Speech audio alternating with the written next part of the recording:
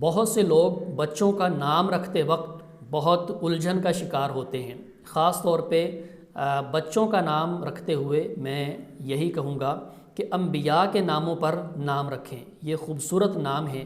نبی کریم صلی اللہ علیہ وسلم نے بعض صحابہ کے بچوں کے نام نبیوں کے نام پر رکھے، بلکہ خود آپ نے اپنے تیسرے بیٹے کا نام بھی ابراہیم رکھا رضی اللہ تعالی عنہ۔ اور ایک روایت میں آتا ہے، حضرت ابو موسیٰ اشعری رضی اللہ عنہ بیان کرتے ہیں کہ میرے ہاں بیٹے کی ولادت ہوئی تو میں اس کو اٹھا کے اللہ کے رسول کے پاس لے آیا۔ آپ نے اسے اپنی گود میں اٹھایا اور اس کو گھٹی دی، یعنی کھجور نرم کر کے اس کے منہ میں ڈالی، اور آپ نے اس کا نام ابراہیم رکھا۔ تو آپ نے اپنے بیٹے کا نام بھی ابراہیم رکھا اور حضرت ابو موسیٰ اشعری رضی اللہ عنہ کے بیٹے کا نام بھی ابراہیم رکھا۔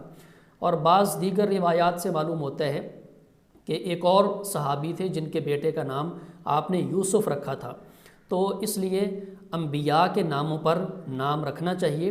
یہ بڑے خوبصورت نام ہیں، بڑے پسندیدہ نام ہیں، تو ان کا انتخاب کرنا چاہیے۔